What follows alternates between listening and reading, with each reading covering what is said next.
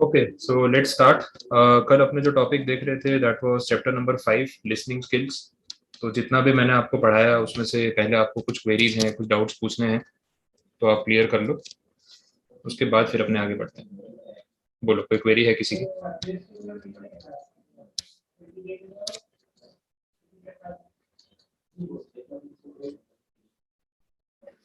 बोलो, कोई डाउट किसी का? कल वाले सारे टॉपिक समझ में आए? लैंग्वेज रीड की है आप लोगों ने या नहीं? रीडिंग रखना पड़ेगा साथ साथ में, वो ध्यान रखना, बिकॉज मैंने आपको बोला था एमसीक्यूज वो लोग अंदर की लाइंस में से पूछते हैं, और जितना आप लाइंस पढ़ेंगे खुद से आपको लैंग्वेज थोड़ा सा समझ में भी आने लगेगी। तो आई होप कि आपने पढ़ा होगा। कोई क्वेरी नहीं, किसी का कोई डाउट नहीं, सारे वर्ड्स क्लियर थे? सर हाँ बोलो। सर ये एक्टिव और इफेक्टिव में दोनों में डिफरेंस क्या है? क्योंकि एक्टिव मतलब यही हुआ ना कि हम सामने वाले की जो बोल रहे हैं उसको सिंपैथी और एम्पैथाइज दोनों चीज करके सुनना। एक्टिव और इफेक्टिव बोल रहे हो ना? हाँ सर। हाँ, तो एक्टिव लिसनिंग का मतलब ये है कि आपका ध्यान है उस चीज के ऊपर। एक एक्टिव और एक पैसिव होता है, उस तरीके से इसको अपने डिफरेंशिएट कर सकते हैं। तो एक है कि मैं आपकी बात पे पूरा फोकस कर रहा हूँ जब आप बोल रहे हो, तो दैट इज एक्टिव लिसनिंग। और पैसिव में क्या होता है कि मैं साथ साथ में कुछ और काम में भी बिजी हूँ और आपकी बात साथ साथ में सुन रहा हूँ, और हो सकता है कि मैं उसमें कोई पॉइंट स्किप कर जाऊँ या उस पर फोकस ना करूँ। तो देखो, फर्स्ट सेंटेंस में बोल रहे हैं active listening occurs when the listener attempts to understand as clearly as possible what the speaker says. Effective listening is attempting to understand the perspective of the speaker and empathize and not only sympathize with him or her. Effective को वो कैसे समझा रहे हैं? वो ऐसा बोल रहे हैं कि एक्टिव लिसनिंग में ये है कि जो आप बोल रहे हो मैं उसको अच्छे से और क्लियरली समझने की पूरी कोशिश कर रहा हूँ। इफेक्टिव लिसनिंग में ये हो रहा है कि मैं ये अटेम्प्ट कर रहा हूँ कि आपकी साइकोलॉजी क्या है, आपकी सोच क्या है, आप किस इंटेंशन से ऐसा बोल रहे हो। तो मैं अपने आप को आपकी जगह रख के आपकी बात समझने की कोशिश कर रहा हूँ। सो दैट इज एम्पथाइजिंग, और उसको यहाँ रिलेट किया विद इफेक्टिव लिसनिंग वैसा। तो दोनों है तो connected he, step by step है। पहले मैं एक्टिवली आपकी बात सुनूंगा तो मैं इफेक्टिवली अपने आप को आपकी जगह रख के सोच पाऊंगा। तो it is in continuous process, ठीक है? तो ऐसा नहीं है कि एक चीज करेंगे और दूसरी नहीं करेंगे तो चलेगा। एक्टिव लिसनिंग से शुरुआत करेंगे और इफेक्टिव लिसनिंग पे उसको जाके हम खत्म करेंगे, वैसी बात है। ठीक है, और कुछ और किसी की क्वेरी, कोई डाउट? क्लियर बाकी सारे पॉइंट्स? आगे बढ़े? ओके, चलो नेक्स्ट। आज का जो टॉपिक है वो देखते हैं। यहीं से बाकी था हमारा टाइप ऑफ लिसनर्स से। कल हम बात कर रहे थे कि लिसनिंग कौन कौन से टाइप की है, डिस्क्रिमिनेटिव है, सिंपथाइजिंग है, एम्पथाइजिंग है, एक्टिव है, पैसिव है, तो वो हमने देखा। अब हम लोगों के पॉइंट ऑफ व्यू सोचेंगे कौन कौन से टाइप के लिसनर्स होते हैं। ठीक है, तो फर्स्ट जो पॉइंट है दैट इज एक्टिव लिसनर्स। अब यहाँ पे काफी सारी चीजें कल वाले पॉइंट से रिलेट होंगी। तो कल जो आपने इतना टाइम और एफर्ट लगाया है इसको पढ़ने में, ऑब्वियसली उसका बेनिफिट आपको आज यहाँ पे मिलेगा कि जो चीजें रिपीट होंगी वो वापस से मैं डिस्कस नहीं करूंगा। मैंने आपके आईसीएसआई के मटेरियल का पूरा ही कंटेंट इसके अंदर कवर किया है। इवन दो कुछ चीजें रिपीट है फिर भी रखिए, तो हो सकता है कि आपको बार बार रीड आउट ना करना पड़े, तो थोड़ा डिस्काउंट मिल जाएगा पढ़ते टाइम। तो पहले बोला एक्टिव लिसनर्स। एक्टिव लिसनर्स वही हैं जो बात पूरा ध्यान से पूरे अटेंशन से सुनते हैं, समझने की कोशिश करते हैं, और इवन जैसे हमने ऊपर अभी देखा कि वो एम्पथाइज भी करते हैं। तो वो सारी चीजें अगर कोई कर रहा है तो ऐसे लिसनर को हम क्या बोलेंगे? Active listener. इससे ज्यादा इसमें कोई कंसेप्ट नहीं है, इतना ही पॉइंट है। तो उसके अंदर की लैंग्वेज आप पढ़ पाओगे आराम से, तो उसको भले आप नोट करके रख लो कि आपको रीड करना है। बाकी कोई वर्ड नहीं समझ है तो कल वापस पूछ लेना। नेक्स्ट पार्ट है पैसिव लिसनर्स। अब ये थोड़ा ऑपोजिट हो गया उसका। देखो बोला है लैंग्वेज वाइज चलते हैं। Passive listeners exhibit exactly the opposite behaviour of active listeners. They pay attention only to partial message, and even they lack sensitivity to the nuances, inner meanings, non-verbal subtext involved in communication. They allow someone to speak without interrupting or seeking clarifications. They do not make notes. They do not nod their head in approval. They do not maintain eye contact, और वो अपने आप को अलग ही रखते हैं। तो यहाँ पे कैसा हो रहा है ना कि जो पैसिव लिसनर है ना, उसका बहुत ज्यादा ध्यान मेरी बात पे नहीं है। अभी जैसे आप मेरे सामने बैठे हो, आप मेरी इस बात सुन रहे हो, तो आपका लिसनिंग किस तरीके का? आप ये एक एक्टिव लिसनर हो आप या फिर एक पैसिव लिसनर हो? तो आप जैसे सामने बैठे हो तो आपका पूरा फोकस मेरे ऊपर है ना कि मैं क्या बोल रहा हूँ, क्या समझा रहा हूँ। तो you are trying to be an active listener. लेकिन कितनी बार ऐसा होता है कि हम बात करते करते कोई और काम कर रहे हैं तो ध्यान उधर ही है। मतलब मैं आपको कुछ बोल रहा हूँ, आपका ध्यान फोन में है, आप घर पे किसी से बात कर रहे हो या कोई और काम साथ साथ में कर रहे हो। तो ना आप मेरे साथ आई कांटेक्ट मेंटेन कर रहे हो, ना ही आप जैसे अभी जैसे मैं आपको समझा रहा हूँ आपको समझ में आ रहा है तो आप अपना हेड नॉड कर रहे हो ना, मतलब हाँ बोल रहे हो कि हाँ भाई समझ में आ रहा है। तो आपके expression, nodding of head, eye contact, उससे भी मुझे समझ में आ रहा है कि आपको कितना क्लियर हो रहा है, कितना अटेंशन दे रहे हो। बट अगर आप ये सारी चीजें नहीं कर रहे हो और कहीं और लगे हुए हो, तो दैट शोज कि you are a passive listener. आप आधी अधूरी बात सुनते हो, आधा मैसेज तो सुन ही नहीं रहे हो, बाउंसर ही जा रहा है। ना आप मेरी बात का कोई नोट्स बना रहे हो, ना नोट डाउन कर रहे हो, कुछ नहीं कर रहे हो। That situation is called a passive listener. आई बात समझ में? तो पैसिव लिसनर तक कभी कंप्लीट मैसेज पहुंच पाएगा क्या? उसको पूरी बात समझ में आएगी? सही मैसेज जो पहुंचना चाहिए कभी उसको मिलेगा? ऑब्वियसली नहीं मिलेगा, बिकॉज वो ध्यान ही नहीं दे रहा है। क्लियर? तो this is passive listener category.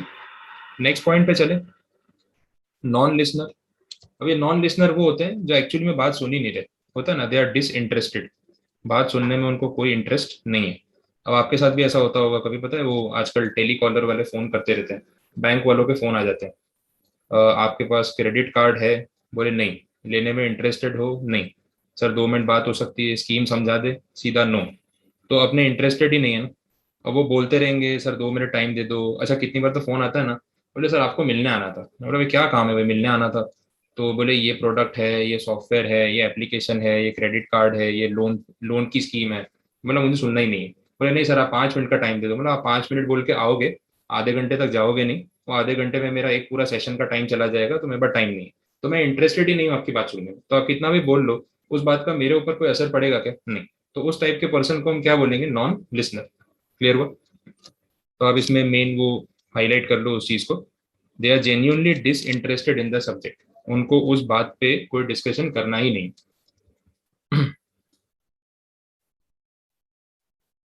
Okay, आगे देखते हैं। नेक्स्ट है मार्जिनल लिसनर्स। अब ये मार्जिनल लिसनर कौन है? तो मार्जिनल लिसनर वो है जो आपकी बात पूरी तरीके से इग्नोर करने में भी इंटरेस्टेड नहीं है, और जितना आप बात को खींच रहे हो ना, वो हर एक शब्द पे ध्यान देने में भी इंटरेस्टेड नहीं है। उसको क्या चाहिए? बोले यार पॉइंट पे आओ। ऐसा होता है। अच्छा, घर पे कितनी बार अपने साथ ऐसा होता है, कुछ आपको सपोज एक नया मोबाइल फोन चाहिए, या आपका एक्टिवा पुराना हो गया, टू व्हीलर पुराना हो गया, आपको नया टू व्हीलर चाहिए। तो कैसे बात करते हो? घर पे जाके सीधा मम्मी पापा को बोल दिया कि बोले नया मोबाइल फोन दिला दो, ये वाला फोन अच्छा लग रहा है और बस खरीदना है। ऐसे बात करते हैं? या कैसे उनको कन्विंस करने की ट्राई करते हैं? थोड़ा पता है, स्टोरी बनाना शुरू कर देते हैं अपन। बिकॉज अगर आपको नया फोन लेना है, तो घर वाले इतना इजीली मानेंगे नहीं। बड़ा खर्चे का काम है, एकदम से आप बोलोगे यार 15-20 हज़ार का फोन दिला दो, तो घर वाले भी सोचेंगे कि यार ये क्या अभी नया खर्चा लेके आ गए, तो सीधा ना ही हो जाएगी। तो अपने क्या करते हैं, थोड़ा बहुत स्टोरी गोल गोल घुमाते हैं। पहले मम्मी को बोलेंगे या पापा को बोलेंगे यार फोन चल नहीं रहा है, हैंग हो जाता है बार बार, इसमें ये सॉफ्टवेयर काम नहीं कर रहा, वो सॉफ्टवेयर काम नहीं कर रहा, जूम ऐप नहीं चल रहा है, लेक्चर कैसे अटेंड करें, कुछ ना कुछ स्कीम आप बनाना शुरू करते हो। अच्छा, कैमरा में फोटो खींच रहे, जानबूझ के ब्लर फोटो खींचा आपने, बोले यार फोटो भी अच्छे नहीं आ रहे, कैमरा बहुत पुराना हो गया, 32 मेगापिक्सल कम पड़ता है, कम से कम 108 मेगापिक्सल होना चाहिए। ट्रेंडिंग भी है, सेल्फी कैमरा भी थोड़ा अच्छे रिजोल्यूशन का चाहिए, हमारी शक्ल ही अच्छी नहीं आ रही है, कैसे चलेगा? तो धीरे धीरे करके आप उनको ना कन्विंस करने की ट्राई करते हो। अब होता क्या है ना, वो 2 सेकंड में समझ जाते हैं कि आपको चाहिए क्या। तो वो बोलते हैं गोल गोल बात मत करो, सीधा बोलो क्या चाहिए। फिर आप भी बोल देते हो यार नया फोन लेना है, तो सीधा ना आ जाती है, बोले अभी तो मिलेगा नहीं, अगले साल बात करेंगे। हो गई बात खत्म, फुल स्टॉप। ठीक है? तो यहाँ पे जो मार्जिनल लिसनर है, जैसे आपके पेरेंट्स है, तो उनको ना वो गोल गोल बातों में, आपकी पूरी स्टोरी में कोई इंटरेस्ट नहीं। उनको सिर्फ ये जानना है कि यार पॉइंट पे आओ, मुद्दे की बात करो, और बॉटम लाइन जो बोलते हैं अपने कि भाई what is the bottom line, what is the final conclusion, के एंड एंड पॉइंट पे आ जाओ, बात को खींचो मत, तो सीधा सीधा बता दो। हम बता देंगे भाई हाँ बोलना है ना बोलना है, आर्ग्यूमेंट खत्म। तो that is called a marginal listener. वो पूरी बात सुनने में इंटरेस्टेड नहीं है, उसको सिर्फ क्रक्स पॉइंट चाहिए कि शॉर्ट में बता दो कि मेन बात क्या है, खत्म। ठीक है? तो इसको हम बोलेंगे marginal listener. Okay, next point, evaluative listener. अब देखते हैं ये कौन होता है। Evaluative listeners literally assess the verbal content on the basis of words and not paralinguistic और नॉन वर्बल क्यूज। जैसे अपने बात करते हैं, तो अगर मैं आपके साथ अभी डिस्कशन कर रहा हूँ या आप मुझे कुछ पूछ रहे हो, तो एक होता है कि मैं कुछ वर्ड्स का यूज तो कर ही रहा हूँ, वर्बल कंटेंट, साथ साथ में मेरे एक्सप्रेशंस, बॉडी लैंग्वेज, जेस्चर्स, ये सब चीजें भी तो मैटर करती हैं ना। ठीक है? मेरे वॉइस का टोन, मैं किस टोन में बात कर रहा हूँ, तो दे आर द पैरालिंग्विस्टिक और नॉन वर्बल क्यूज। ठीक है? तो वर्बल का मतलब जो वर्ड्स के थ्रू समझ रहे हो आप, and otherwise actions, gestures, expressions के थ्रू जो आप समझ रहे हो ना, that is non verbal cue और पैरालिंग्विस्टिक अप्रोच। ठीक है? ये चीज समझ आई। अब इवेल्युएटिव लिसनर क्या कर रहे हैं? दोनों चीजों पे फोकस कर रहे हैं या किसी एक पे? आपको क्या समझ में आया? वो वर्बल कंटेंट पे फोकस कर रहे हैं, नॉन वर्बल पे कर रहे हैं, दोनों पे कर रहे हैं, क्या हो रहा है यहाँ पे? दोनों पे फोकस है। दोनों पे है। वर्बल। बाकी किसी का कोई आंसर? हाँ भूमि क्या बोल रही थी, वर्बल या बोथ? वर्बल। वर्बल। और किसी का कोई आंसर? बाकी सबको क्या लगता है? हिमांशी, साक्षी, ध्वनि, खुशी, बोलो verbal non sir verbal? Verbal. Verbal, ठीक है। बाकी सब, और किसी को कुछ बोलना है? सबको वर्बल ही लग रहा है? अच्छा, जिनके कैमरा ऑफ है वो ऑन कर लो यार। प्रथम का कैमरा ऑफ है, कृषिल कैमरा ऑफ है, कैमरा तो ऑन रखो। ओके, ठीक है। तो लिखा तो वही है, इवेल्युएटिव लिसनर में क्लियर बोला है ना, literally assesses the verbal content on the basis of words only, not paralinguistic और नॉन वर्बल क्यूज। तो नॉन वर्बल पे वो ध्यान दे ही नहीं रहा है, वो सिर्फ आपके वर्ड्स के बेसिस पे ही आपको जज करने की कोशिश कर रहा है। तो ये कितना सही है और कितना गलत है? क्या इससे सही मैसेज कम्युनिकेट होगा? सिर्फ वर्ड्स पे ध्यान देना, किसी की भावनाओं को ना समझना, होता है ऐसा? जब कोई बात कर रहा है, कितनी बार ऐसा होता है कि अपने को सही वर्ड्स नहीं मिल रहे कि सही शब्द क्या यूज करने चाहिए, लेकिन अपना इमोशन अपने प्रेजेंट कर पा रहे हैं, सामने वाला इमोशन पे जा ही नहीं रहा। आपने ऐसा क्यों बोला? अरे यार, मेरा बोलने का मतलब वो नहीं था, आप मेरे एक्सप्रेशंस को भी तो समझो। लेकिन उसका ध्यान किसके ऊपर है? सिर्फ वर्ड्स के ऊपर। तो अगर इस टाइप का कोई लिसनर होगा तो उसको हम क्या बोलेंगे? Evaluative listener. हो सकता है कि इसमें आपके इमोशंस को या आपके जो आपका माइंडसेट है, आप क्या सोच के बोल रहे हो, वो उस बात पे ना जाए और सिर्फ आपके वर्ड्स के बेसिस पे इंटरप्रेट करने की कोशिश करे, तो मिसकम्युनिकेशन हो सकता है, पॉसिबल है ऐसा, ठीक है। ओके, तो ये कैटेगरी हो गई कंप्लीट टाइप ऑफ लिसनर्स में। नेक्स्ट देख लेते हैं, कैरेक्टरिस्टिक्स ऑफ एक्टिव लिसनर्स करके हेडिंग दिया है, बट जब अंदर जाएंगे ना तो कैरेक्टरिस्टिक्स के साथ साथ इन्होंने बैरियर समझा दिए। बैरियर का मतलब क्या होता है? बैरियर का मतलब कि परेशानी, हर्डल्स, रिस्ट्रिक्शंस क्या आ रहे हैं, एक इफेक्टिव कम्युनिकेशन में कहाँ कहाँ प्रॉब्लम आ रही, तो उसके रिगार्डिंग कुछ पॉइंट्स है। तो काफी इजी से पॉइंट्स है, मैं सीधा हेड पॉइंट से आपको समझा रहा हूँ, वर्ड टू वर्ड नहीं भी अभी जाएंगे तो चलेगा। पहले बोला है इनएडिक्वेट लैंग्वेज बेस। ये लैंग्वेज का प्रॉब्लम होता है ना, अपना इंडिया यूनिटी इन डाइवर्सिटी ऐसा बोलते हैं कि भाई इतने सारे स्टेट्स हैं, इतनी अलग अलग भाषाएं हैं, और वर्ल्ड रिकॉर्ड है अपना कि एक ही कंट्री में रहते हुए इतनी वेराइटी के लोग रहते हैं यहाँ। फिर आप लैंग्वेज की बात करो, आप कास्ट कम्युनिटी की बात करो, बोलने के एक्सेंट, बोलने के टोन की बात करो, उस पर भी डिपेंड करता है। कपड़े पहनने का स्टाइल, लिखने का स्टाइल, खाने पीने का स्टाइल, सब चीज में फर्क है। तो इतने डिफरेंट कल्चर के लोग रहते हैं ना कि जब आपस में मिलते हैं तो बहुत बार मिसकम्युनिकेशन भी होता है, या एक दूसरे की बात समझ में नहीं आती, एक ही कंट्री में रहते हुए ऐसा हो सकता है। तो ऐसा हम अपने यहाँ पे फेस करते हैं, और बहुत बार ऐसे इश्यूज आ जाते हैं। जैसे आप यहाँ पे अभी सपोज अपने, मैं गुजरात में रह रहा हूँ, यहाँ पे अब मैं हिंदी में बात कर रहा हूँ, तो मुझे हिंदी अच्छे से समझ में आती है। आप सपोज राजस्थान में हो, उत्तर प्रदेश में हो, कर्नाटक में हो, कहीं पे भी हो, आप भी हिंदी बोलते हो। अब अगर वो बंदा सपोज किसी और स्टेट से सूरत आ गया, गुजरात आ गया, और उसको लोगों से बात करनी है, अब यहाँ की जो पब्लिक है उसमें गुजराती लैंग्वेज मेजोरिटी लोग बोलते हैं, समझते हैं। लेकिन जो बाहर से इंसान आया, जो गुजरात में कभी रहा नहीं, तो उसको तो गुजराती आएगी नहीं। अच्छा, होता भी क्या है पता है, गुजरात में रहने वाला इंसान जब हिंदी भी बोलेगा ना, तो उसके वर्ड्स में ना थोड़ी बहुत गुजराती मिक्स हो जाती है। ऐसा होता है आपके साथ भी? तो अपने जब हिंदी बोल रहे हैं ना, तो भी हिंदी में भी थोड़े गुजराती वर्ड्स भी मिक्स हो जाते हैं, और अपने को बोलते टाइम बिल्कुल रियलाइज नहीं होता कि हम वो गुजराती वर्ड को हिंदी में यूज कर रहे हैं। पर पता है रियलाइज किसको होता है? सामने वाले को, जिसको वो गुजराती वर्ड समझ नहीं आए, तो आपको पूछता है इसका मतलब क्या होता है।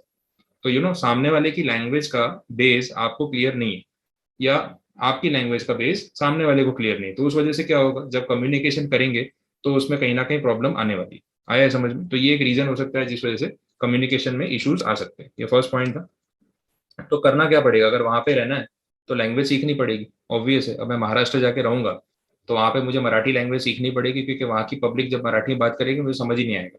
कुछ वहां पे लिखा होगा अगर वहाँ की लोकल लैंग्वेज में, तो मुझे रिलेट ही नहीं होगा। तो धीरे धीरे करके मुझे वो लैंग्वेज सीखने की हैबिट तो डालनी पड़ेगी, तभी कम्युनिकेशन क्लियर हो पाएगा। क्लियर? चलो आगे देखें, पार्शियल लिसनिंग। अभी हमने ऊपर भी बात की ना, आधी बात सुन रहे हैं, आधी बात नहीं सुन रहे, ध्यान नहीं दे रहे। जनरली कब होता है पता है? जब मल्टीटास्किंग कर रहे होते हैं। अभी अगर आप सामने अभी बैठे हो, अब आप साथ में और कुछ काम कर रहे हो, मैं बोलूंगा ना, तो आधी बात आप सुनोगे, आधी बात नहीं सुनोगे, पार्शियल लिसनिंग। तो मल्टीटास्किंग वाली सिचुएशन में ऐसा होता है, बट उस वजह से मैसेज हमेशा मिसकम्युनिकेट हो जाता है, और आधी बात समझ आती है, आधी नहीं आती। तो that is a very common issue जिस पे हमें ध्यान देना चाहिए कि हम एक ही बात पे फोकस करें। जब कोई बोल रहा है तो उसकी बात पे हमें फोकस करना चाहिए। Clear? Third point, disinterestedness. School में हुआ आपके साथ ऐसा? कोई सर टीचर आए आपके क्लास में, आपको पढ़ा रहे हैं, आपका बिल्कुल इंटरेस्ट नहीं है उनकी बात सुनने में, तो फिर आप अटेंशन देते हो, ध्यान देते हो? फिर ध्यान कहाँ जाता है? उनको छोड़ के पूरी दुनिया पे ध्यान जाता है आपका। खिड़की के बाहर भी देखोगे, दोस्तों से बातें करोगे, उसको किसी और को भी डिस्ट्रैक्ट करोगे, फिर डांट पड़ेगी, बाहर जाओगे और अपना काम हो गया, अपने को तो बाहर ही जाना था, वैसे ही बोर हो रहे थे। तो वो एक सिचुएशन हो जाती है ना बहुत बार। और टीचर्स जो बेचारे स्कूल में पढ़ा रहे हैं ना, बड़े भोले होते हैं, मन के अच्छे होते हैं, उनको लगता है बच्चे को क्लास से बाहर निकाला ना तो वो पनिशमेंट है। आपके हिसाब से वो पनिशमेंट है क्या? कभी क्लास के बाहर जाके बाहर बैठना पड़ा आपको और आपको ऐसा लगा कि ये तो पनिशमेंट है? ऐसा कभी फील हुआ? इसमें स्टूडेंट्स का और टीचर्स का पॉइंट ऑफ व्यू पूरा उल्टा होता है। अपना तो टारगेट ही वही होता है कि ऐसी कोई हरकत अपन करें कि बस टीचर गुस्सा होकर बाहर निकाल दे, तो चलो एक लेक्चर तो शांति से निकल गया बाहर बैठे बैठे। अच्छा, बाहर जाने के बाद ना अपने को तो मजा आ रहा होता है, टीचर को लग रहा होता है देखा पनिश किया उसको पता चलेगा, और अपने तो चिल्ला बोले आपकी बात सुन के वैसे ही बोर हो रहे थे, इससे तो बाहर बैठे अच्छी बात है, और क्लास के बच्चे जा रहे हैं उनके साथ बातें बातें हो रही है, थोड़ा नेटवर्किंग हो रहा है, अपनी पॉपुलैरिटी भी बढ़ रही है। क्या रिसेस तक तो आते आते सबको पता चल जाता है कि इस क्लास में ये बच्चा बाहर खड़ा है, और चार लोगों से दोस्ती भी हो जाती है, तो हमारा तो नेटवर्किंग हो रहा है, कोई नुकसान नहीं। अच्छा, फिर अपने बाहर बैठे होते हैं ना, तो जो अंदर बच्चा नहीं बैठा होता आपका फ्रेंड, आप उसको चिढ़ा रहे होते हो, वो भी आपको देख के बेचारा तरस रहा होता है कि ये मुझे बाहर क्यों नहीं लेके गया, अकेले क्यों चला गया होता है। फिर कितनी बार तो पक्की दोस्ती होती है ना, तो दूसरा दोस्त भी कोई ऐसी मस्ती करता है, सर बोलते हैं, तू भी जाए बाहर निकल, बोले यही तो चाहता था मैं, आपने तो दिल की बात छीन ली हमारी, और जो सोचा था वो करवा दिया आपने, अच्छी बात है।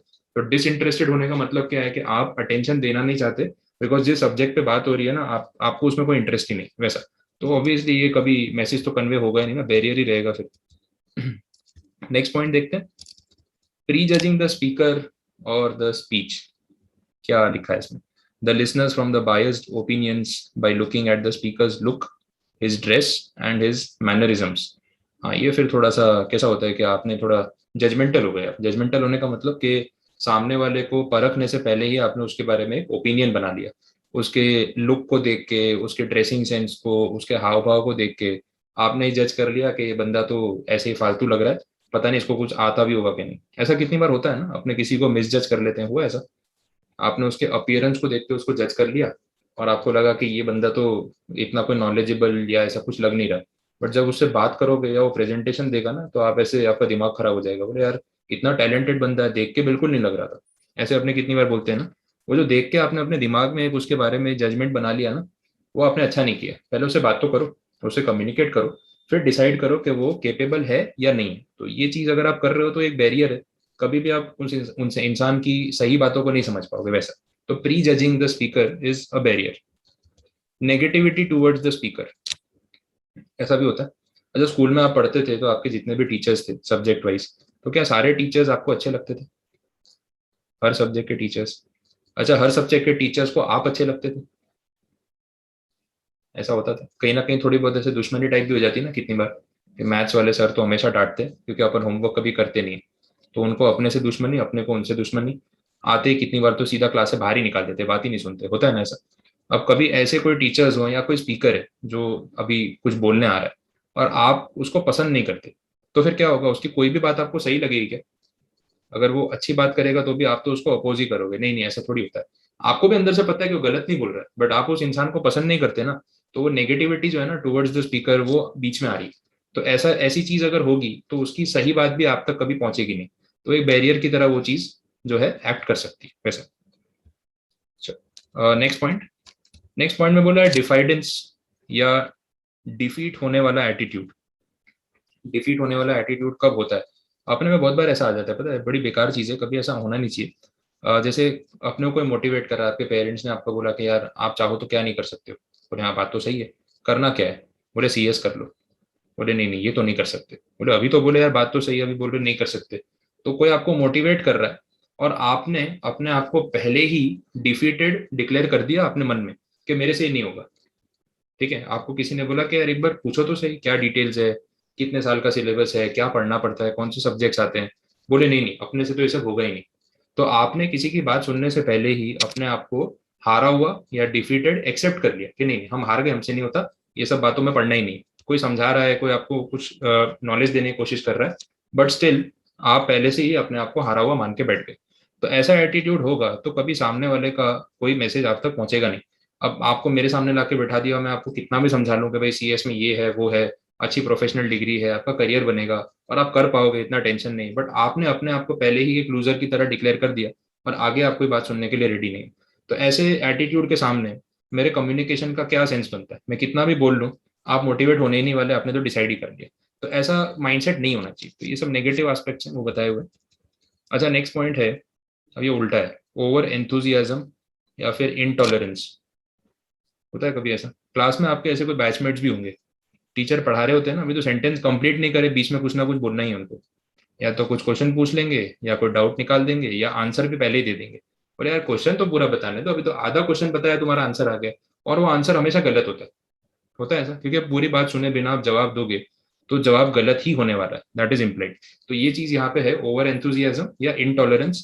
इससे पता है क्या होता है, जो स्पीकर है ना वो भी बीच बीच में उसका लिंक ब्रेक हो जाता है, वो कुछ सवाल पूछ रहा है बीच में बोल रहे हो, उसका एक बोलते हैं ना कंटिन्यूटी नहीं आ रही बोलने में, तो उस वजह से वो सारी बातें शायद फिर बोलेगा नहीं, वो भी सोचेगा ये तो कुछ ज्यादा ही जल्दी में हाँ हाँ करके वो भी निकल जाएगा, तो कम्युनिकेशन अगेन जो है वो डिसरप्ट हो जाएगा। तो वैसा नहीं होना चाहिए। नेक्स्ट है डीप रूटेड बिलीफ। अच्छा, ये बड़ा पंगे वाला काम है, डीप रूटेड बिलीफ। यहाँ पे क्लोज माइंडेडनेस की बात हो रही है, आगे भी पॉइंट आने वाला है। Close minded, open minded. Open minded इंसान क्या होता है, कभी आपने ऐसा वर्ड सुना? बड़ा ओपन माइंडेड इंसान है, ऐसा क्या मतलब है उसका? थोड़ा आपका एक्सपीरियंस शेयर करो, कभी वर्ड आपने सुना हो? ओपन माइंडेड होने का मतलब फ्रेश आइडियाज को एक्सेप्ट करेगा या नहीं करेगा, कोई नया आइडिया देंगे तो सुनेगा या नहीं सुनेगा? सुनेगा। सुनेगा, ठीक है, सही है। ओपन माइंडेड इंसान है मतलब वो चेंज एक्सेप्ट करेगा। अगर आप उसको कोई नया आइडिया दोगे तो वो उसके फेवर में आपकी बात सुनेगा, फिर समझेगा कि ये सही है या नहीं, और अगर एक्चुअली में आइडिया अच्छा है तो वो उसको एक्सेप्ट करेगा। ठीक है। लेकिन जो क्लोज माइंडेड इंसान है वो पता है क्या करता है, वो अपने मन में एक बात चिपका के बैठा है। अब आप कुछ भी कर लो, उसको कितना भी रगड़ रगड़ के साफ कर लो, लेकिन वो सुनेगा नहीं। तो उसने जो सोच रखा है वो फाइनल है, मतलब रेजिस्टेंस टू चेंज। तो यहाँ पे वो एक कंसेप्ट उन्होंने बताया कि अगर किसी का बिलीफ बहुत ज्यादा स्ट्रांग है, कोई चीज कोई मान के बैठा है ना, अपने मन में ठान के बैठा है, और वो इतना डीप रूटेड है कि वो आज की बात नहीं है, वर्षों से उसके दिमाग में एक आइडियोलॉजी, एक साइकोलॉजी है, तो उसको बदलना बड़ा मुश्किल है। और ये हम कितनी बार अपनी लाइफ में एक्सपीरियंस करते भी हैं, तो बहुत लोग बहुत स्टबन हो जाते हैं, नहीं नहीं हमने जो बोल दिया हम तो वही करेंगे, आप कितना भी समझा लो हम नहीं मानेंगे। और रेजिस्टेंस टू चेंज हमेशा परेशान करता है। सिचुएशन के हिसाब से फ्लेक्सिबल रहना, नए आइडियाज को सुनना, समझना, प्रमोट करना इज वेरी मच नेसेसरी। और ऐसा आप नहीं करोगे तो कहीं ना कहीं नुकसान आपका ही होगा। और ये हम इसके वेरियस एग्जाम्पल्स ले सकते हैं। आप बिजनेस के मैटर में ये चीज को समझ सकते हो। आज जो मैं आपके साथ अभी ये डिस्कशन कर रहा हूँ और जिस तरीके से मैं आपको पढ़ा रहा हूँ, मैं लास्ट 8 to 9 years इसके पहले जब मैं पढ़ा रहा था, ऐसा हमने कभी भी नहीं किया। मतलब ऑनलाइन बैच पढ़ाना, किसी को वीडियो लेक्चर में पढ़ाना या ऐसे जूम कॉल पे पढ़ाना, ये हमने कभी नहीं किया। तो ये हमारे लिए भी फर्स्ट टाइम, भी फर्स्ट ईयर 1-2 साल से हम कर रहे हैं ये यूट्यूब के ऊपर lectures and all, this is a new concept. तो 10 साल पहले तो ऐसा नहीं था और कोई करता भी नहीं था। बट पता है जब ये चीज मार्केट में आई और ये सिस्टम आया, कुछ लोगों ने स्टेप लिया कि क्यों ना हम ऐसा करें, और वो ट्रेंड हो गया। और अब ऐसा है ना कि आप जैसे स्टूडेंट्स जो घर पे बैठ के पढ़ रहे हैं, तो आपकी भी रिक्वायरमेंट है कि आपको ऐसी फैसिलिटी मिले। बट पता है मैं एकदम ओल्ड स्कूल टाइप का, डीप रूटेड बिलीफ वाला, पुराने टाइप का बंदा हूँ। मतलब मैं सोच रहा हूँ कि नहीं यार, ये सब फालतू की बातें, बस अपना वो क्लासरूम हो, व्हाइट बोर्ड हो, चौक डस्टर हो, व्हाइट मार्कर हो, उससे पढ़ा रहे, वही वही तरीका है, ये सब होता ही नहीं। तो अगर मैं वो चेंज को एक्सेप्ट नहीं करूंगा तो आप लोगों को वो फैसिलिटी मिलेगी नहीं जो आपको चाहिए और जो आपकी रिक्वायरमेंट है। तो कहीं ना कहीं आपको फैसिलिटी केटर करने के लिए, आपके घर तक एजुकेशन पहुंचाने के लिए मुझे ये चेंज एक्सेप्ट करना पड़ेगा और फ्लेक्सिबल रहना पड़ेगा कि जैसी रिक्वायरमेंट है, जैसी डिमांड वैसा सप्लाई। ठीक है, ये चीज समझ में आई। अब मैं अपने बिलीफ्स को चेंज नहीं करूंगा या अपग्रेड नहीं करूंगा, तो इससे आपका भी नुकसान है और लॉन्ग टर्म में मेरा भी नुकसान है, और मेरा ज्यादा नुकसान होगा क्योंकि आप तो कहीं और से भी पढ़ लोगे, लेकिन मैं क्या करूंगा? तो मुझे भी वो चीज को एक्सेप्ट करना ही है जो आपकी रिक्वायरमेंट है। क्लियर हो गया? तो डीप रूटेड बिलीफ अगर बीच में आते हैं ना, तो बहुत बार लोग स्टबन हो जाते हैं और फिर नई बातों को एक्सेप्ट नहीं करते। वैसा ऐसे बिजनेस में भी तो है ना, ई कॉमर्स वाला कंसेप्ट नहीं है? तो बहुत सारे बिजनेसमैन का पहले एक स्ट्रेट फॉरवर्ड नो था, ऑनलाइन सेलिंग हम नहीं करते, ऑनलाइन सेलिंग हम नहीं करते। जैसे जोमेटो है ना, जोमेटो तो आप लोग सब यूज करते हो। तो स्टार्टिंग में पता है जोमेटो जब नया नया आया था ना, तो अभी उसका कंसेप्ट क्या है, वो लोग रेस्टोरेंट के साथ टाई अप करते हैं और रेस्टोरेंट वाला जोमेटो के थ्रू खाना आपके घर पहुंचा देता है। जब इनिशियली जोमेटो आया था तो मेरे काफी कांटेक्ट में रेस्टोरेंट वाले जो लोग थे, जो फ्रेंड्स है जिनका ये चल रहा है ना, देवर लाइक ये जोमेटो बेकार चीज है, इसके लफड़े में हम नहीं पड़ते, हमारी सर्विस जो है यहाँ पे आके जिसको खाना खाना है खाओ, पार्सल लेके जाना है जाओ, हम जोमेटो पे नहीं आएंगे। तो they were not accepting that concept, क्योंकि उसको थोड़ा कमीशन भी देना पड़ता है, फिर उसके लिए अलग से सब प्रोसेस करना पड़ता है, तो थोड़ा उनको डिफिकल्ट लग रहा था। फिर क्या हुआ ना, अब जैसे कोई मिठाई की दुकान है, अब एक मिठाई की शॉप वाले ने जोमेटो पे अपना बिजनेस रजिस्टर कर दिया। अब क्या होता है, कोई जोमेटो खोलता है ना तो खाली वही मिठाई वाला दिखता है, तो सब उसी से ऑर्डर करते हैं। अब बाकी लोगों को क्या फील हुआ पता है, वो fear of missing out, left out, वो वाली फीलिंग आने लगी कि यार हम ही रह गए, देखो उसका बिजनेस तो कहाँ पहुंच गया। तब समझ में आ गया कि ये पुराने जो बिजनेस के आइडिया है ये आउटडेटेड है। आज के यंगस्टर्स के साथ अगर आपको डील करना है और उनको खाना पहुंचाना है तो घर तक पहुंचाने के लिए जोमेटो चाहिए, ऐसी सर्विस चाहिए। तो धीरे धीरे ना जो वो डीप रूटेड बिलीफ थे ना वो लोगों ने छोड़ दिए, कि बोले नहीं, तरीका बदल गया है, जमाना बदल गया है, तो हमें भी चेंज होना पड़ेगा। तो that is also a concept. तो डीप रूटेड बिलीफ्स को चेंज करके आगे बढ़ना सही रहेगा। आगे बढ़ते हैं। ओके। लेकिन ये हर जगह भी सही हो ऐसा नेसेसरी नहीं है। अब जैसे इसके अगेंस्ट में बात हो सकती है। अब जैसे अपने बात करें अपने इंडियन कल्चर की, बिजनेस की बात नहीं करते, फैमिली वैल्यूज, कल्चर और ये सब चीज़ों की बात करें ना, तो वहाँ पे पता है अपने जो डीप रूटेड बिलीफ है ना इंडियन कल्चर के, वो एक्चुअली में ज़्यादा अच्छे हैं compare to the western culture जो धीरे धीरे यहाँ पे लोग फॉलो करना शुरू कर रहे हैं। बट उसके कंपैरिजन में हमारा इंडियन कल्चर आज भी काफ़ी अच्छा है। तो फिर वहाँ पे काफ़ी लोग ऐसे हैं जो नहीं, तो बोलते नहीं, जो हमारा इंडियन सिस्टम है ना, जॉइंट फैमिली, फैमिली वैल्यूज, एक दूसरे के रिस्पेक्ट करना, बड़ों को पूछना संभालना, so that is actually correct. और ये वेस्टर्न कंट्रीज वाले इस चीज को ना कभी समझेंगे, ना इस चीज को कभी वो लोग ठीक से इम्प्लीमेंट कर पाएंगे। तो हमें अपने बिलीव्स को कंटिन्यू करना है अपनी आने वाली जनरेशन में भी और अपनी फैमिली में भी। तो ये भी हो सकता है कि वो पॉजिटिव हो और वो अच्छा आइडिया है, तो आपको अपने सही बिलीव्स को, अच्छे बिलीव्स को किसी की बातों में आके नहीं छोड़ना। लेकिन जहां आप पीछे लैग कर रहे हो ना, आउटडेटेड हो रहे हो, अपग्रेड करने की बात हो बिजनेस एंड ऑल में, तो आपको करना चाहिए। तो it can go either ways वैसा। बोलो यहाँ तक कोई क्वेरी किसी की, कोई डाउट? ठीक है, पॉइंट समझ में आए। चलो आगे बढ़ते हैं। अब बोला है कि इफेक्टिव लिसनिंग के लिए आपको क्या करना है। हमने ऊपर देख लिया इफेक्टिव लिसनिंग है क्या। तो बड़े बेसिक पॉइंट्स हैं। पहली चीज तो ये कि जब कोई बोल रहा है ना तो आप सामने बोलो मत, सीधा बोला स्टॉप टॉकिंग।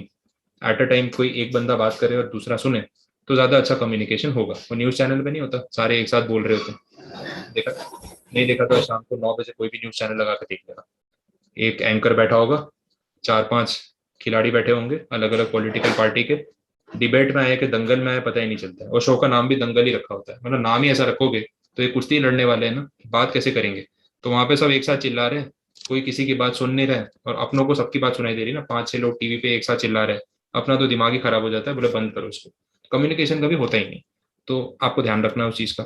फिर बोला है prepare yourself to listen. Lecture attend करने से पहले आप प्रिपेयर करते हो ना अपने आप को, कि यार अभी 1 घंटा बैच चलेगा तो बात सुननी पड़ेगी, भले टॉपिक अच्छा लगे या ना लगे, लेकिन एग्जाम में तो आने ही वाला है। तो आपने मेंटली अपने आप को प्रिपेयर कर लिया है कि नहीं, सर पढ़ाएंगे और हमें सुनना है, तो झेलना पड़ेगा। वैसा है, कोई मन से झेल रहा है, कोई बिना मन के झेल रहा है, लेकिन झेलना तो पड़ेगा। ऑप्शन क्या है अपने पास, तो प्रिपेयर्ड होना जरूरी है। Put the speaker at ease. इसका मतलब है कि जो स्पीकर है ना उसको थोड़ा कंफर्टेबल करो, ताकि वो और अच्छे से आपको एक्सप्लेन कर पाए जो वो बोलना चाह रहा है। और ये चीज आपने अपने क्लासरूम में नोटिस की होगी, आपकी हरकतों से ये फर्क पड़ जाता है। जब कोई टीचर आए ना जिसको पूरा क्लास पसंद करता है, कि बोले नहीं ये सर टीचर तो अच्छे हैं, तो उनको पढ़ाने देते हैं बच्चे। ऐसा होता है ना कि नहीं आप पढ़ाओ, हम शांति से बैठे हैं, आपकी तरफ आई कांटेक्ट मेंटेन कर रहे हैं, आप बोल रहे हो तो हम जवाब दे रहे हैं सामने जो आप पूछ रहे हो, आपने समझाया तो हम हाँ बोल रहे हैं, सर हिला रहे हैं, तो हमें समझ में आ रहा है कि भाई आप जो बोल रहे हो वो अच्छा है, क्लियर है। तो क्या होता है ना, वो स्पीकर थोड़ा कंफर्टेबल हो जाता है कि ऑडियंस मुझे रिएक्शन दे रही है, और फिर वो और अच्छे से आपको समझाएंगे, बात करेंगे। ऐसा होता है क्राउड में भी, आपने देखा होगा, ये पता है अपने यूट्यूब पे आजकल नहीं देखते स्टैंड अप कॉमेडियंस, देखा है कभी? स्टैंड अप एक्ट तो देखते रहते होगे ना, अलग अलग जो स्टैंड अप आर्टिस्ट है उनके।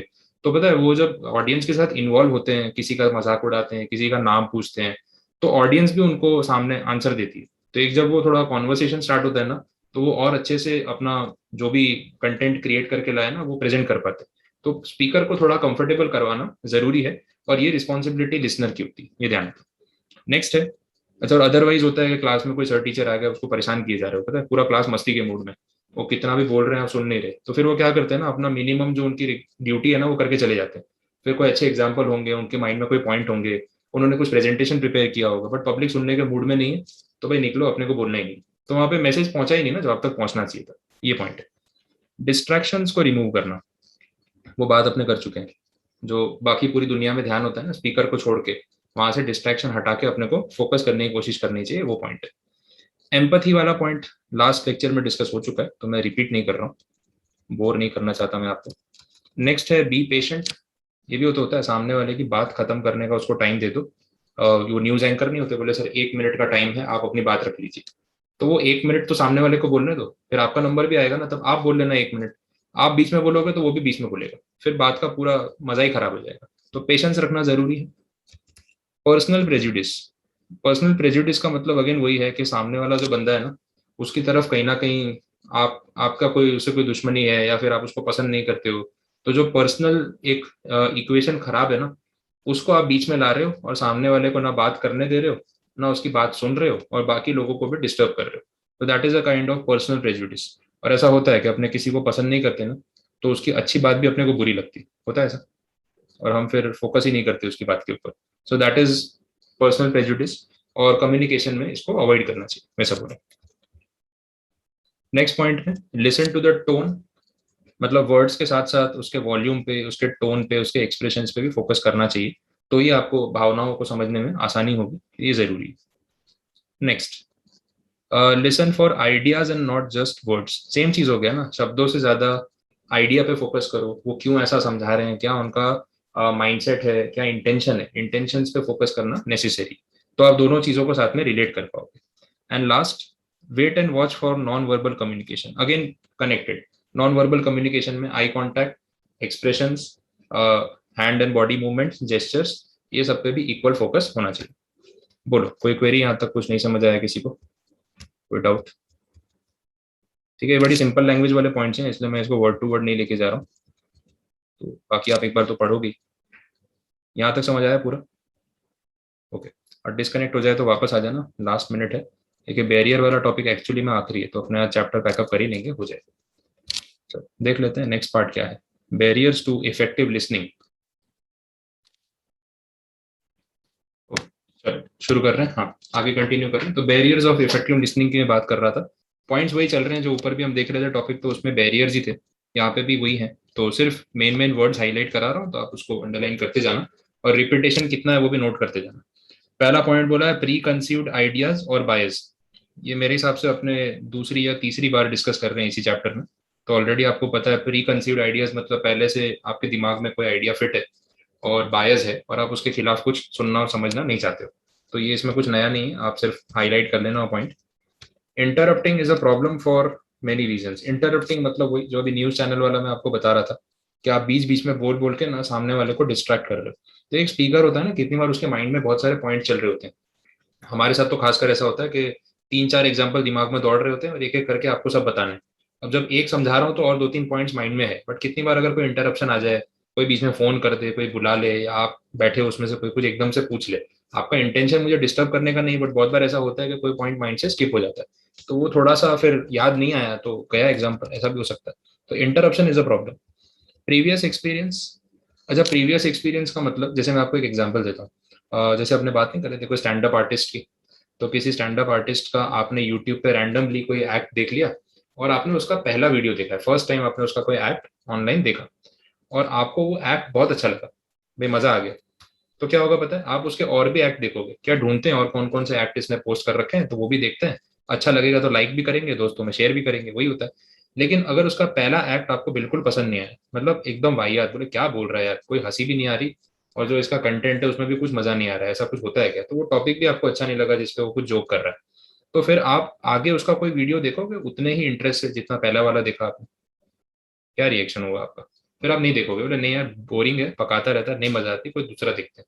तो यू ना, आपका जो प्रीवियस एक्सपीरियंस था ना उस स्पीकर की बात को सुनने का, उससे आप इन्फ्लुएंस हुए और आपको अच्छा नहीं लगा, बोले नहीं यार बेकार है, टाइम वेस्ट नहीं करना। तो हो सकता है कि उसका अगला एक्ट अच्छा हो और काफी अच्छा प्रिपेयर किया हो, ठीक है, बट आप शायद उसको चांस ही नहीं दोगे कि मैं क्यों अपनी 10 मिनट भी उसके एक्ट के पीछे बिगाड़ू, किसी और को ढूंढता हूँ। अच्छा, फिर ऐसा भी हो सकता है कि बाद में कोई आपका फ्रेंड बोले नहीं नहीं, बोले वो एक्ट तो थोड़ा सा ओके था, ये वाला देख बहुत अच्छा है, और सही में मजा आएगा, तो शायद आप देख भी लोगे। लेकिन प्रीवियस एक्सपीरियंस के बेस पे अगर आप जज करने जाओगे, तो हो सकता है कि अगली बार आप उस स्पीकर को वैसा मौका ही ना दो कि वो आपके सामने कुछ प्रेजेंट कर सके। तो ये एक प्रॉब्लम आ सकती है। नेक्स्ट है प्री ऑक्यूपेशन। ये रिपीट पॉइंट है, हम ऑलरेडी कहीं पे बहुत ज्यादा बिजी हैं, और हम ध्यान ही नहीं दे रहे, और सामने वाले की बात पे फोकस ही नहीं कर रहे वैसा। फिफ्थ पॉइंट भी देख लो, रिपीट हो रहा है, हैविंग अ क्लोज्ड माइंडसेट। मैंने आपको बताया स्टार्टिंग में, ओपन माइंडेड होना और क्लोज माइंडेड होना, कि आप नए आइडियाज को एंटरटेन ही नहीं करते हो, दैट इज क्लोज माइंडेड। होता है, सबकी अपनी अपनी सोच होती है। Bringing in the emotions, emotions का मतलब वैसे तो इमोशन होना चाहिए किसी भी बात में, आप ऐसे थोड़ा बहुत तो इमोशन मेंटेन करना चाहिए, लेकिन ओवर इमोशनल हो जाओ तो, ओवर इमोशनल मतलब जैसे एंगर भी एक इमोशन होता है ना, गुस्सा भी तो एक इमोशन है। इमोशन का मतलब सिर्फ ये तो नहीं है कि आपको रोना आ रहा है वही इमोशन है, गुस्सा आना भी एक इमोशन है, जिससे आप अपने मन के भाव को एक्सप्रेस कर रहे हो। लेकिन अगर ये एंगर बहुत ज्यादा हाई लेवल पे चला जाए, तो गुस्से में होता है ना, अपना दिमाग खराब हो जाता है। कभी अपने बहुत गुस्से में और कोई अच्छी बात समझाने आता है तो भी क्या होता है, अपने उसको उल्टा जवाब दे देते हैं, तो फिर वो भी बेचारा नाराज हो जाता है, बोले बात करने का सेंस नहीं, कैसे बोल रहा है। लेकिन आपके अंदर जो एंग्री इमोशन है ना, वो इतना भारी हो गया आपके ऊपर कि अभी किसी की बात आपको समझ में नहीं आ रही। कोई कोई गुरु जी आके प्रवचन भी सुनाएंगे ना, तो उनको भी आप दो बातें सुना दोगे, आपका मूड उतना खराब है। तो इमोशंस की वजह से ऐसा होता है बहुत बार कि इफेक्टिव कम्युनिकेशन हो नहीं पाता। और ऐसा अपने भी समझते हैं, सामने आपका कोई फ्रेंड है, फैमिली में कोई मेंबर है, कोई गुस्से में है, किसी का मूड खराब है, तो आप जाते हो उससे ज्यादा बात करने या उसको थोड़ा अकेला छोड़ देते हो? क्या करना चाहिए? गुस्से में किसी को परेशान करना नहीं चाहिए। गुस्से में छेड़ोगे ना तो सामने वाला और दो बातें आपको सुना देगा, और जो उसका मन नहीं होगा बोलने का या मतलब नहीं होगा, तो भी वो ऐसा कुछ गुस्से में बोल देगा, और जिससे आप भी हर्ट हो जाओगे। तो बहुत बार ऐसा घर में भी हो जाता है ना, यार नहीं नहीं, अभी इसका मूड खराब है, थोड़ा उसको सेटल डाउन होने दो, सुबह बात कर लेंगे, शाम को बात कर लेंगे, तो उस तरीके से। तो वो इमोशंस को उतना अपने ऊपर सिर पे चढ़ने दोगे तो कम्युनिकेशन नहीं हो पाएगा। सेवेंथ पॉइंट है नॉइज। बेस्ट एग्जाम्पल अपना ही ले लो। अभी आप बैठे हो मेरे सामने, मैं आपको पढ़ा रहा हूँ, अच्छा मेरे बैकग्राउंड में बहुत ज्यादा शोर हो रहा है, बहुत नॉइज हो रही है, तो आपको बात सुनाई देगी मेरी ठीक से? मेरा मैसेज कम्युनिकेट होगा? नहीं। मजा आएगा आपको पढ़ने में? आप बोलो सर पीछे बहुत शोर आ रहा है, हमको समझ ही नहीं आ रहा आप क्या बोल रहे हो। अब मेरे घर में टीवी चल रहा है, जोर से टीवी चल रहा है, न्यूज चल रही है, कॉमेडी प्रोग्राम चल रहा है, मैं आपको पढ़ा रहा हूँ, कैसे पढ़ाऊंगा मैं? अच्छा आपका माइक अनम्यूट है तो आपके बैकग्राउंड में बहुत ज्यादा नॉइज आ रहा है, तो मैं भी डिस्टर्ब होऊंगा। तो ऑब्वियसली अननेसेसरी साउंड या नॉइज से कम्युनिकेशन में डिस्टर्बेंस हो सकता है ऐसा। एथ पॉइंट है फेकिंग अटेंशन। ये तो आपने किया हुआ है सबने, बोलो हाँ या ना। क्लासरूम में किया है कभी, खुली आंखों से सोए हो? है वो टैलेंट? आंखें खुली है लेकिन मन में सो रहे हो अंदर, होश ही नहीं क्या चल रहा है। होता है ना ऐसा? बहुत बार अपन ने किया, पढ़ रहे हैं मूड नहीं हो रहा, अभी तो देखो ऐसा कोई दिख रहा है क्या नहीं, अभी तो मैं ऐसा मान के चल रहा हूँ कि ऐसा अटेंशन तो सब दे ही रहे हैं, लेकिन क्लासरूम में स्कूल में अपने करते बोर हो रहे होते हैं ना, तो भाई आंखें खुली है, सामने बैठे हैं लेकिन फुल नींद में, कुछ पता ही नहीं क्या चल रहा है।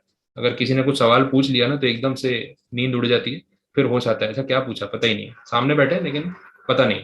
तो आप अटेंशन देने का नाटक कर रहे हो, एक्चुअली में आप उसकी बात सुन नहीं रहे हो, दैट इज फेकिंग अटेंशन। तो अगेन उससे कोई कम्युनिकेशन तो होने ही नहीं वाला है। नेक्स्ट, फिर वापस वही आ गया, being emotional can hinder one's ability to listen. Hinder का मतलब उसको रोकना, रिस्ट्रिक्ट करना। तो ज्यादा इमोशनल होना भी अच्छी बात नहीं है, भावनाओं में बह जाओगे तो प्रॉब्लम है। टेंथ पॉइंट भी ऑलमोस्ट रिपीटेशन है, to avoid jumping to conclusions. Jumping to conclusion मतलब पूरी बात सुनने से पहले ही कंक्लूजन पे आ गए कि ये तो ऐसा ही बोलना चाह रहा है, ये तो वैसा ही बोलना चाह रहा है। अरे पूरी बात तो सुन लो, क्या पता उसका इंटेंशन कुछ और हो। तो आधी बात सुन के कंक्लूजन पे आ जाना नुकसान है और कुछ नहीं। लास्ट पॉइंट है डिस्ट्रैक्शन। ये भी तो बात हो चुकी, वो क्लासरूम वाला मैंने आपको बोला ही, ध्यान आपका खिड़की के बाहर है, पेड़ गिन रहे हो, और वो पूरे गिन लिए पता है आपको। थोड़ी देर लेक्चर और चला ना तो पेड़ के साथ साथ उसके पत्ते भी गिन लोगे आप बैठे बैठे।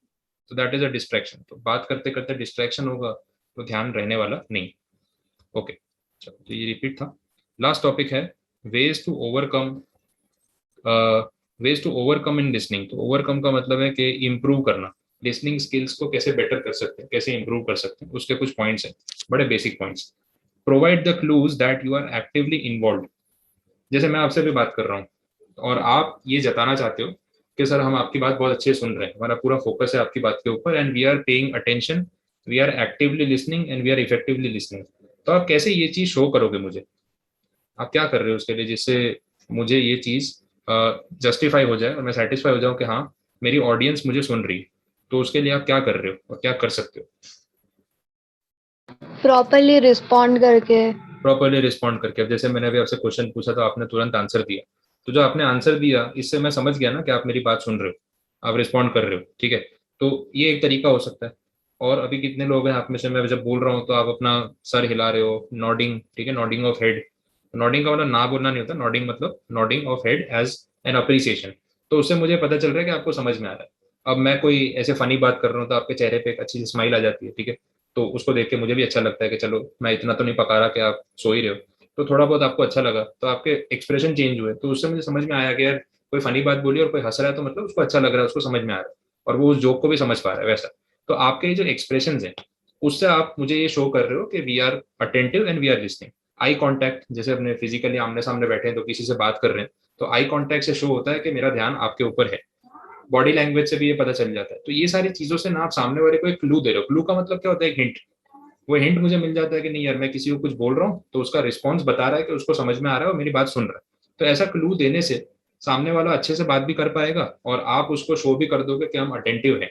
तो लिसनिंग स्किल्स को मेंटेन करने के लिए ये चीज अच्छी है कि आप सामने वाले को इस तरीके का हिंट देते रहो कि आपको समझ में आ रहा है वैसा। बहुत बार ऐसा होता है ना, किसी का, अब सबका अपना अपना तरीका है। इतनी बार स्टूडेंट्स होते हैं तो ऐसा हो जाता है, हम क्लास में पढ़ा रहे हैं तो हर बच्चे का अपना तरीका है ना अपने आप को एक्सप्रेस करने का। तो कुछ स्टूडेंट्स ऐसे होते हैं जो बहुत ज्यादा मतलब फेशियली एक्सप्रेसिव या रिएक्ट करने वाले में नहीं होते, शांति से बैठे हैं, ऐसा भी नहीं कि वो सुन नहीं रहे, लेकिन ऐसे ही बैठे हुए एकदम स्ट्रेट फेस लेके बैठे हैं, ना फेस पे कोई एक्सप्रेशन है, ना हाँ बोल रहे हैं ना बोल रहे हैं। एक दो बार ऐसा मेरे बैच में भी हो चुका है स्टार्टिंग में। तो एक स्टूडेंट बैठी थी, मैं पढ़ा रहा था ऑफलाइन बैच में, तो फर्स्ट बेंच पे बैठी थी वो। अब फर्स्ट नया बैच था, फर्स्ट डे। अब फर्स्ट डे पे क्या होता है ना कि आप मुझे जज कर रहे हो कि मैं कैसा पढ़ा रहा हूँ, समझ में आ रहा है नहीं आ रहा है। अच्छा, मैं भी तो आपको समझने की कोशिश कर रहा हूँ आपके एक्सप्रेशन से, आपके बॉडी लैंग्वेज से, कि आपको कितना समझ में आ रहा है, आप खुश हो या नहीं बैच में, आपको मजा आ रहा है कि नहीं आ रहा है। तो मैं भी तो वो चीजें समझने की कोशिश कर रहा हूँ। और वो स्टूडेंट बैठी थी ना तो एकदम स्ट्रेट फेस, ना उसकी मतलब चेहरे पे कोई एक्सप्रेशन, ना किसी जोक पे कोई हंसी, ना कोई सवाल, कुछ नहीं, एकदम स्ट्रेट फेस। और पहली बेंच पे बैठी है ऐसे के ऐसे, मतलब किसी ने ऐसे स्टैच्यू करके बोल दिया ना वैसा उसका पूरा अपीयरेंस था। अब मैं क्या जज करूँ उससे, उसको समझ में आ रहा है कि नहीं आ रहा है? तो क्या हो गया, मैं एक बार सोच में पड़ गया है, मैं मतलब मैं बेकार तो नहीं पढ़ा रहा हूँ, कोई ऐसा तो नहीं हो रहा इसको कुछ समझ ही नहीं आ रहा और ये ऐसे बैठी हुई है बोर होती हुई। और उसका मुंह भी ऐसा हो गया था ना, कैसा लग रहा है कि बोर हो रही, बैठ के बोर हो रही है, एकदम पका रहा हूँ मैं उसको। तो है ना, थोड़ा कॉन्फिडेंस डाउन हो जाता है कि यार समझ में आ भी रहा है कुछ के नहीं। तो फिर एक दो दिन ऐसे चला, फिर बाद में मैं समझ गया कि उसका अपीयरेंस ही ऐसा है कि उसको बहुत ज्यादा वो बोलते हैं एक्सप्रेसिव नहीं है, लेकिन उसको समझ आ रहा है। फिर मैंने पूछ लिया, मैंने कुछ क्वेरी तो नहीं है, तुमने कुछ रिएक्शन नहीं दिया? बोले नहीं नहीं, मेरे को तो सर बहुत मजा आया, बहुत अच्छे से समझ में आ रहा था, कोई प्रॉब्लम नहीं है। मतलब मैं बोला तूने ऐसा बोल दिया ना, मतलब ऐसे दिल का बोझ हल्का हो गया मेरा कि तुझे समझ में आ रहा है। तो मैं टेंशन में आ गया, मतलब पता नहीं ऐसा क्या पढ़ा रहा हूँ कि इसको कुछ क्लियर हो भी रहा है कि नहीं। बट उसने, जब मैंने उसको पूछा ना, तो उसने उल्टा ही एक्शन दिया, बोले नहीं सर बहुत अच्छे से समझ में आया, मजा आ रहा था, कोई प्रॉब्लम नहीं। मैं बोला तुमने कुछ एक्सप्रेशन नहीं दी तो मुझे कुछ समझ में नहीं आया। बोले नहीं मैं ऐसे ही बैठी थी तो ऐसे एक्सप्रेशन देने का ऐसा कुछ तो मैंने स्पेशली किया नहीं, बट उसका अपीयरेंस और प्रेजेंटेशन वैसा ही था, तो ठीक है, तो हो सकता है। बट कुछ क्लू मिल जाता ना मुझे तो थोड़ा ज्यादा इजी हो जाता, बस वो पॉइंट है। सेकेंड पॉइंट में बड़ा बेसिक है, कॉन्सेंट्रेशन। ऑब्वियसली कॉन्सेंट्रेट करना चाहिए अगर आपको किसी की बात ढंग से समझनी है, तो ये इम्प्लाइड था। थर्ड पॉइंट में बोल रहे हैं refrain from formulating an immediate response. Refrain करना मतलब ऐसा करने से बचना, to stay away, to restrict yourself, अपने आप को रोक के रखना। रिफ्रेन का मतलब रोकना अपने आप को। और इमीडिएट रिस्पॉन्स का मतलब क्या, कि जल्दबाजी नहीं करनी। ऊपर नहीं पढ़ा अपन ने, ओवर एंथुजियास्टिक, इनटॉलरेंट, फटाफट आंसर देने की जल्दी, ऐसा नहीं होना चाहिए। तो वो चीज से हमें बचना है। पूरी बात सुन लो। नेक्स्ट पॉइंट है try to be prepared beforehand. Try to be prepare beforehand का मतलब है, ये सबसे इंपॉर्टेंट पॉइंट है, प्रैक्टिकली बड़ा इंपॉर्टेंट है, theory exam point of view अलग है। बट प्रिपेयर्ड होने का मतलब कम्युनिकेशन शुरू करने से पहले, डायलॉग शुरू करने से पहले आपका होमवर्क, आपका प्रिपरेशन बहुत मैटर करता है। होमवर्क बहुत इंपॉर्टेंट चीज होती है। आप सोचते हो कि यार स्कूल में होमवर्क दे के परेशान करते थे, घर पे काम करके आओ, ये करो वो करो, लेकिन ये चीजों से पीछा छूटता नहीं। अब मैं मेरा एग्जांपल दे देता हूँ, मैं आपको ये चीजें पढ़ा रहा हूँ, तो आप क्या एक्सपेक्ट करते हो, मैं सीधा बुक खोल के जो आया पढ़ पढ़ के पढ़ाता जा रहा हूँ, या ये सब चीजें मैंने पहले रिफर की होंगी? क्या किया होगा, रिफर किया होगा मैंने ये सब, या बस बुक खोल के जो पढ़ा दिया जो आ गया? कहीं ना कहीं मैंने कुछ ना कुछ तो रेफर किया ही होगा। और पता है आपको, ये जब ये सब्जेक्ट पढ़ाना था ना कम्युनिकेशन, तो इसमें बहुत सारे नए वर्ड्स हैं, डिक्शनरी वर्ड्स हैं जो कॉमन लाइफ में अपने यूज नहीं करते। और मुझे भी थोड़ी ना सारे वर्ड्स के मीनिंग पता होंगे। तो आपको ये चीज पढ़ाने के लिए मैं ऑलरेडी एक या दो बार पढ़ चुका हूँ। और उसके अंदर मैं जो वर्ड्स मुझे लगे ना कि मुझे नहीं आते, मैंने खुद भी डिक्शनरी में वो वर्ड्स का रिसर्च किया, उसको चेक किया, और फिर उसके बाद मैंने उनको नोट डाउन किया ताकि मैं आपको वो चीज एक्सप्लेन कर सकूं वैसा। ठीक है, तो ये चीज जो है यहाँ पे बोली है कि आपको बिफोर हैंड प्रिपरेशन करना चाहिए, होमवर्क करना चाहिए, बहुत ज़्यादा नेसेसरी है, ताकि आपका कम्युनिकेशन जो है वो आप सही से कर सको। क्लियर हुआ, समझ आई ये बात? और ये हर लेवल पे नेसेसरी होगा। आपकी कंपनी में आपको बोला है कि आपको प्रेजेंटेशन देना है आपको सारे सीनियर्स के सामने, किसी प्रोडक्ट के ऊपर, किसी प्रोजेक्ट के ऊपर, तो आपको वो चीज़ लिखनी पड़ेगी, पहले से प्रिपेयर करनी पड़ेगी, पावर पॉइंट प्रेजेंटेशन बनाना पड़ेगा, होमवर्क करना पड़ेगा, तो सही कम्युनिकेशन हो पाएगा। चलो नेक्स्ट देखते हैं। Be prepare to accept revisions. Again very important point practically in life. अब मैं आपके सामने कोई प्रपोजल रखता हूँ कि देखो हम ऐसे पढ़ाएंगे, ये नोट्स दूंगा, आपका ऐसे टेस्ट होगा, ऐसे लेक्चर्स होंगे, तो मैंने कुछ प्लानिंग करके आपके सामने प्रेजेंटेशन दिया है।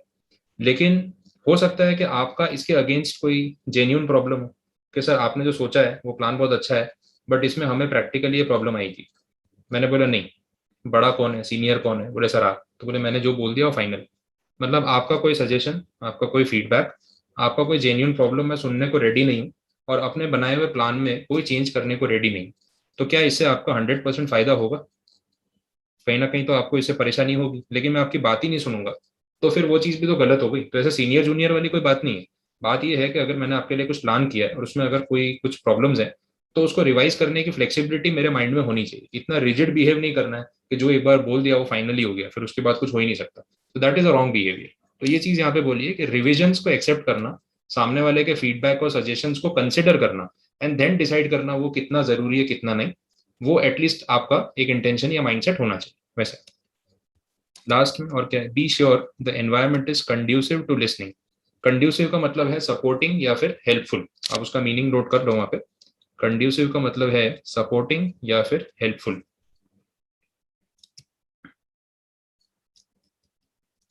ठीक है, एक सिचुएशन देता हूँ, आप मुझे बताना। देखो ऐसा है कि आप प्रोफेशनल हो, सीएस हो, या फिर आप कोई बिजनेसमैन हो, या ऐसा कुछ आप काम कर रहे हो, और कोई बहुत बड़े क्लाइंट से आपकी मीटिंग है जो आपको बहुत अच्छा काम दे सकता है, एंड एक डील फाइनल हो सकती है जिससे आपका और उसका दोनों का फायदा होगा। अब वो जो डील आपको करनी है, ठीक है, उसके लिए मीटिंग करनी है। तो मीटिंग कैसी लोकेशन पे होनी चाहिए? कोई डिस्कोथेक में, कोई पब में, ऐसी कोई जगह पे मिले अपने, मस्त लाउड म्यूजिक बज रहा हो, डीजे वीजे चल रहा हो, थोड़ा डांस भी कर रहे हैं क्लाइंट के साथ, ऐसा। तो किस टाइप की लोकेशन आप प्रेफर करोगे ऐसी मीटिंग के लिए? कोई सजेशन आपकी तरफ से? Silent area. एकदम कोई साइलेंट प्लेस हो जहाँ पे शोर कम हो। अब ये कोई अच्छा बड़ा 5 स्टार होटल हो सकता है, यू नो, वहाँ आपने आप कभी बड़े जितने महंगे होटल में जाओगे ना, वहाँ आप भी एक्सपेक्ट करते हो कि वहाँ थोड़ा पीसफुल एनवायरनमेंट होगा। मतलब अपने चम्मच भी रखते हैं ना टेबल पे तो धीरे से रखते हैं, क्योंकि जोर से रखोगे तो पूरा हॉल में आवाज आएगी, उतना साइलेंस। ऐसा होता है। अच्छा कोई कॉन्फ्रेंस हॉल है, या फिर आप अपने ऑफिस पे बुला लो, या उसके ऑफिस चले जाओ जो आपका क्लाइंट है, या फिर आप घर पे मीटिंग रख लो, डिनर विनर रख लो, बट एक एनवायरनमेंट है ना पीसफुल होना चाहिए। मतलब इन अ वे कि आप जब एक दूसरे से बात करो तो अननेसेसरी डिस्टर्बेंस और नॉइज नहीं होनी चाहिए। तो इस तरीके का जो एनवायरनमेंट है, कहाँ से आया नॉइज? माइक कन्वर्ट हो गया, ठीक है। हाँ, तो देखो कंड्यूसिव का मतलब वही है कि जो एनवायरनमेंट है वो आपके कम्युनिकेशन को सपोर्ट करे और हेल्पफुल हो, ये बहुत ज्यादा नेसेसरी होगा। तो इसको बोल रहे हैं कंड्यूसिव एनवायरनमेंट, और आपको इसका ध्यान रखना चाहिए। बोलो कोई क्वेरी यहाँ तक, किसी को कोई डाउट? जल्दी से बता दो, कुछ पूछना हो। ठीक है, डन। चलो तो अब आपका काम रहेगा, चैप्टर में जो थियरी थी मैंने पूरी पढ़ा दी है। आपका क्या काम है बता देता हूँ। पहले तो ये कि चैप्टर को एक बार आप अच्छे से सिर्फ रीड कर लो, वर्ड टू वर्ड रट्टा मारने की कोई जरूरत नहीं, सिर्फ पढ़ लो उसको, रीड कर लो। रीड करने के बाद आपकी जो बुक है, जो मैंने आपको नोट्स दे रखी है, उसके लास्ट में देखना एमसीक्यूज का एक पूरा सेट है। चैप्टर वाइज बहुत सारे क्वेश्चन मैंने रखे हैं, लेकिन चैप्टर वाइज नहीं है, चैप्टर के एंड में नहीं है, बुक के एंड में। आप बुक के एंड में देखना, आपको मिलेंगे। ठीक है, तो वहां से आपको चैप्टर 5 के एमसीक्यू सॉल्व करना स्टार्ट करना है। कुछ 45 क्वेश्चन ऐसा कुछ है, लास्ट में पूरे नोट्स के एंड में मिल जाएंगे। ठीक है, तो वो एमसीक्यूज आप सॉल्व कर लो, एंड फिर अपनी वो रेफरेंस बुक के एमसीक्यूज आप सॉल्व करना स्टार्ट कर दो, ताकि मुझे नेक्स्ट 2-3 दिन में जब भी इसका डाउट सॉल्विंग सेशन लेना हो तो मैं आपको एक दिन पहले इन्फॉर्म करूँ, तब तक आपके हो गए। तो इस चीज को आप शुरू कर देना। तो जो भी आपकी थियरी के डाउट्स है, लैंग्वेज के डाउट्स है, वो प्लस जो आपके एमसीक्यू के क्वेश्चंस के डाउट्स है, वो हम डाउट सेशन में सारे डिस्कस कर लेंगे। ठीक है, और मैं आपको ना एक वो डिक्शनरी ऐप का लिंक भेज दूंगा, पहले मैंने शेयर किया था, लेकिन बाद में काफी स्टूडेंट नए भी ज्वाइन हुए। तो अगर आपको कोई वर्ड सर्च करना हो तो डिक्शनरी ऐप में आप तुरंत से ढूंढ के उसमें से भी सर्च कर सकते हो। क्लियर? चलो तो आज का सेशन अपने यहाँ पे एंड करते हैं, बाकी की बातें कल करेंगे। Okay, bye bye everyone, meeting end कर सकते हैं।